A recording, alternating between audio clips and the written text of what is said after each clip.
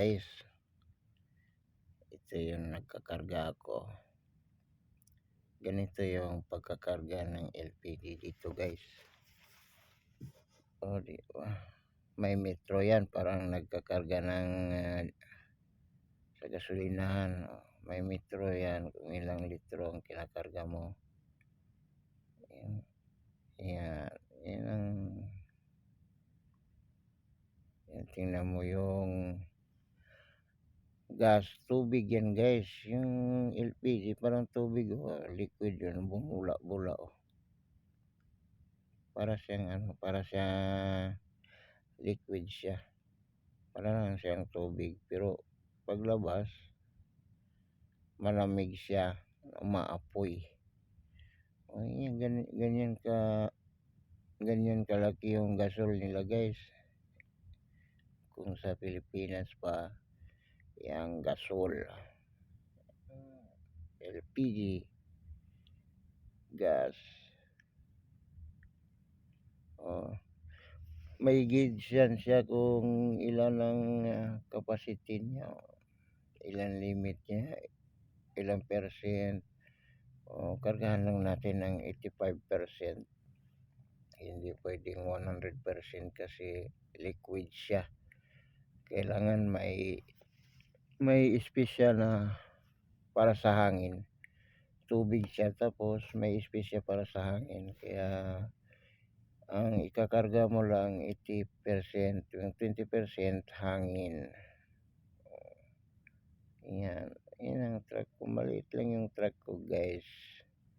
Hindi yan trailer. Kaya magsusuot man yan kahit saan guys. Kahit saan yan makarating, mga bahay, hotel, company. Itong kinagrahan ko guys, company yan guys. Company ng mga ano yan, basura. Ito po yung nagkukulikta ng mga basura. Yan. Ang dami sila. Papasok na yan sila Yan, ang dami nila. Ito yung accommodation yan nila guys. Ang dami yan, mga 2,000 katao yan dito nakatira. Ayan. Mga accommodation niya, patong-patong lang guys. Yan ang accommodation dito guys. Portable. Patong-patong lang siya na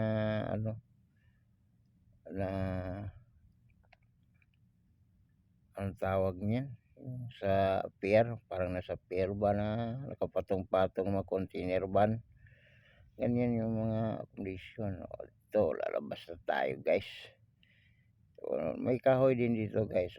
Yan, ganyan lang kahoy dito na lumalaki, wala nang iba. Ganyan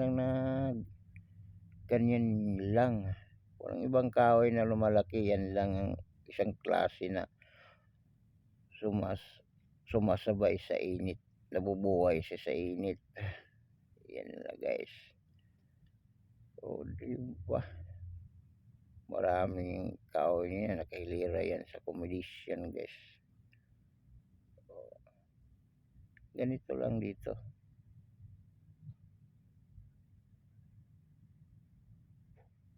Diba, ayan na, palabas na ako ng highway guys. Uwi na ako guys, kapoy na guys. Ikapoy na si Lulu guys. Uwi na guys. Tara guys. Salamat sa inyong panonood sa walang kwenta kong vlog.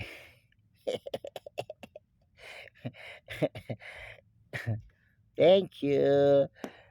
Salamat. Uwi na ako guys. Kaya mag-live pa ako pagdating. Diba? Ayan na. Ay, uwi na.